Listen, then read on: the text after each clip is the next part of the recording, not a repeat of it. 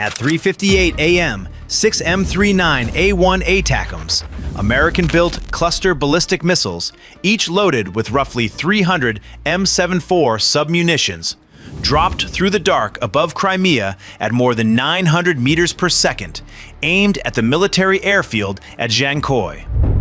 Below them, the air defense shield for northern Crimea. 4 S-400 launchers, 3 radars, and a command post worth hundreds of millions of dollars, protecting a helicopter regiment and every logistics corridor running south through the peninsula. Before sunrise, every piece of it would be burning. The S-400 had seen them. Its phased arrays were painting all 6 arcs, and the crews behind the screens had every reason to believe this was the whole attack. What they could not see were 3 AN-196 Liutyi fixed-wing attack drones that had lifted off from Ukrainian soil more than an hour earlier, flying low, engine noise lost in the distance, invisible to every radar now locked on the ballistic tracks screaming in from above. The shield was about to come apart in sequence, and by the time those 3 reached the airfield, there would be nothing left to stop them. At 2:54 a.m., the 3 Liutyi, 6.7 meters of wingspan, 50 kilograms of explosive each, built to cruise 1,000 kilometers at 150 kilometers per hour, had rolled down an improvised strip behind the Ukrainian front and climbed into the dark. At that speed, the dogleg route to Dzhankoi would take 70 minutes. One had drifted on takeoff, opening a 90-second gap ahead of the trailing pair. The ATACMS that would follow needed 3 minutes to cover the same distance, 70 minutes against 3. Back on the Ukrainian side, 12 launch vehicles spread across 3 firing positions in the southern steppe opened their pods, 1 ATACMS per vehicle, the missile too large to share the rail with anything else. At 3:55 a.m., the first section fired. 6 ATACMS rose on pillars of solid fuel thrust, 1,300 kilograms each, and tipped over onto ballistic arcs aimed at the radar and launcher cluster at Dzhankoi. 45 seconds later, the second section fired. 6 more climbed on a slightly offset corridor aimed at the command and surveillance cluster behind it. 12 M39A1 ATACMS in the air, 2 target sets, and the entire S-400 complex standing between them and everything on that airfield. 25 kilometers south of the base, the 3 Liutyi were still flying, piston engines holding them at 150 through the dark, still 10 minutes from the airfield, silent on every screen that was looking for ballistic tracks. The S-400 search radar, a 91N6E phased array designed to detect threats hundreds of kilometers out, picked up the first 6 tracks as they climbed and tipped into their descent toward Crimea. Detection was instant. It had always been instant. The 6 tracks were already falling through 65 kilometers and closing. The problem was never whether the S-400 could see them. The problem was what happened after it did. The S-400 was designed to kill aircraft, jets, helicopters, cruise missiles, targets that cross the engagement zone at speeds the system has time to track and destroy. A ballistic missile is a different kind of problem. It crosses the terminal zone at 20 times the speed of a cruise missile and spends most of its flight above the altitude where an interceptor can reach it. A target falling at 900 to 1,100 meters per second crosses the S-400's 60-kilometer engagement boundary in roughly 55 seconds. Beyond that boundary, the defense could see the ATACMS perfectly and do nothing about them. Inside it, the 55K6E command post, the network's brain, needed 8 to 15 seconds to validate the tracks and push firing solutions to the launchers. The practical window shrank to 40 seconds. 40 seconds to kill 6 targets. And somewhere behind them, 45 seconds back, 6 more were already falling. The command post pushed orders to the 92N6E fire control function. 10 target channels open, the system's maximum. 6 tracks against 10 channels. The 4 S-400 launchers held 16 4.8N6 interceptors. Standard procedure, 2 rounds per track, 1 to kill, 1 to correct. The launchers fired.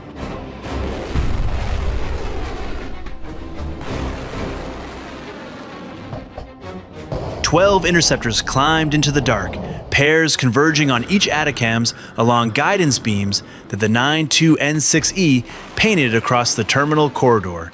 The engagement was textbook. Every channel filled, every round assigned, every system performing at specification. 3 of the 6 first-wave ATACMS never reached release altitude.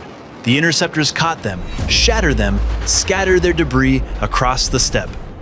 The defense had done its job on half the wave. But 3 survived.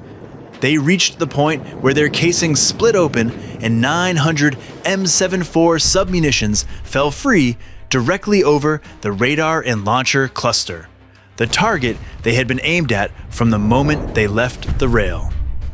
900 M74 bomblets, 300 from each surviving ATACMS, rained across the S-400 operating area like hail. The 91N6E search radar went blind first. Shrapnel shredded the phased array face that had tracked the ATACMS all the way from Ukrainian airspace. Beside it, a 96L6E all-altitude detection radar and a low-level acquisition unit burned where they stood. 3 radars gone in less than a second.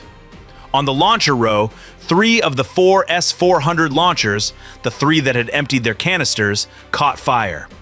Propellant cooked off, throwing dense black smoke across the dispersal area. A generator truck split its fuel tank beside them. The 4th launcher sat at the eastern edge of the footprint. It still held 4 interceptors, the only 4 rounds left in the entire battery. The smoke started climbing, thick, black. The wind pushed it east, across the taxiways and parking aprons, toward the operations area on the far side of the airfield. It would still be there in 10 minutes. And then it got worse. The first engagement had not finished. Fire control channels were still assigned to the debris of Wave 1, tracking beams still sweeping empty air. And 6 new ballistic tracks crossed the 60-kilometer boundary at the same moment. The S-400 could track and engage 10 targets at once. 6 of those 10 were still locked on the first wave. The system had not released them yet. That left 4 channels open. 6 new ATACMS crossed the 60-kilometer boundary. 4 got tracked. 2 fell toward Dzhankoi with nothing following them at all. The interceptor arithmetic was worse. 12 rounds had already climbed after the first wave. 4 sat in the canisters. 4 rounds against 6 ATACMS still falling at 900 meters per second. The 2-shot standard was gone. The crew could assign 1 interceptor each to 4 targets and let 2 ATACMS fall unengaged, or spread single shots across all 6 and accept that nothing carried a backup. The launchers fired what they had. The magazine was empty inside the doctrine it had been designed to support. The clock running on Wave 2 was the same 40 seconds, but the margin behind it had collapsed. A quarter of the ammunition, none of the depth, and the same terminal speed that had made the first window lethal.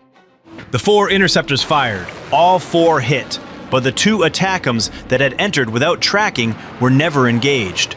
They reached release altitude unchallenged, and 600 M74 bomblets fell onto the command and surveillance cluster below. The 55 K6E command post took M74 through its roof antenna and communications mast.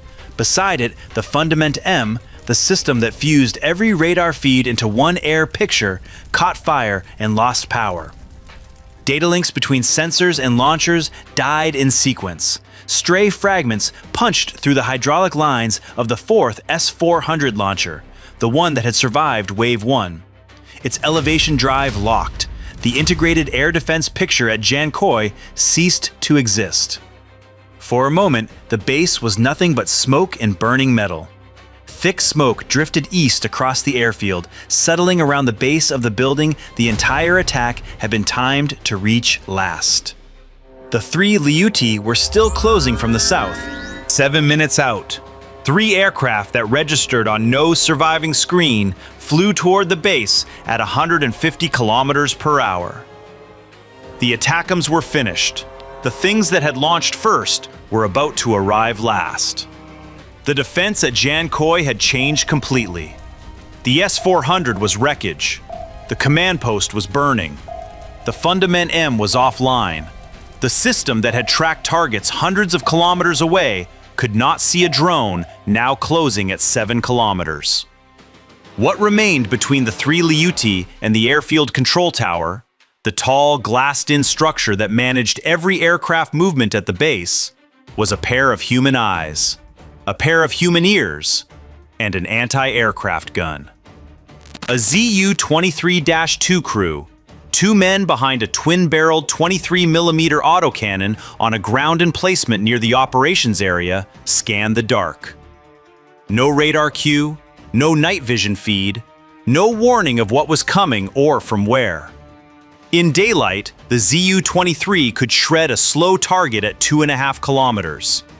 At night, with no guidance, the crew would hear the engine before they saw anything. Practical detection shrank to roughly 2 kilometers. At 150 kilometers per hour, a Liutyi crossed that distance in 48 seconds. The final kilometer took 24. Detection, tracking, and a killing burst all had to happen inside that window, against a target that was quieter than a helicopter and smaller than a car. The S-400 had been built to solve exactly this problem: detect, track, and kill without needing human eyes. The S-400 was burning 300 meters behind them. What was left was the oldest form of air defense: 2 men, an autocannon, and the sound of an engine in the dark. The first Liutyi came into view alone. It was the one that had drifted on takeoff, the drone that had been flying 90 seconds ahead of the pair since the improvised strip, approaching from a southern corridor where nothing blocked the gun's sight line. The crew heard the piston engine first, low, constant, nothing like a jet or a rotor. They found the silhouette, tracked it against the glow of the fires behind it, and fired.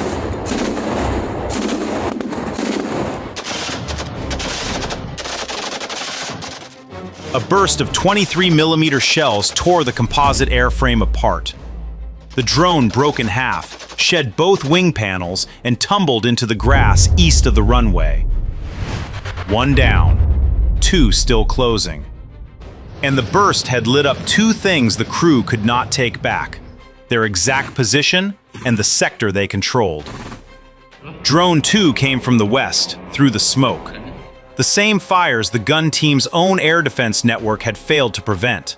The burning launchers, the split generator, the cooking propellant had laid a wall of thick black smoke between the gun position and the western approach corridor. The crew slewed their weapon toward the new engine sound, searching for a silhouette the smoke refused to reveal. At 150 kilometers per hour, the drone covered the last kilometer in 24 seconds. The crew searched for those 24 seconds. They never acquired the target. The Liutyi struck the upper section of the Dzhankoi control tower at full cruise speed. 50 kilograms of explosive detonated against the glassed-in control cab, shearing through antennas, communications equipment, and the monitoring systems that had coordinated every takeoff and landing at the base. Glass blew out across the observation deck.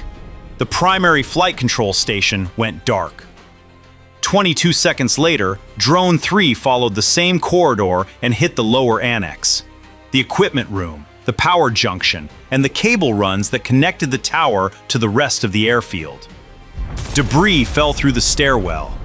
The secondary blast cracked open the ground floor equipment bay and severed the last link between the tower and the airfield grid. The building that had controlled Dzhankoi's flight operations was burning from its cab to its foundation. 4 S-400 launchers, 3 radars, a command post, a Fundament M surveillance node, and the control tower that ran the airfield, all destroyed or critically damaged before dawn. The attack cost $15 million in expendable munitions, 12 ballistic missiles, and 3 one-way drones against an air defense network worth hundreds of millions that Russia could not replace from any factory running at wartime output. The defense did not fail because it was weak. It failed because 12 real ballistic targets arrived inside a window that gave the crew 40 seconds and the magazine 16 rounds, and the math needed 24. The 3 drones that followed did not need to be fast or stealthy. They only needed the shield to already be dead. It had burned before they arrived. Somewhere in occupied Crimea, another S-400 battery sits beside another runway. The arithmetic has not changed.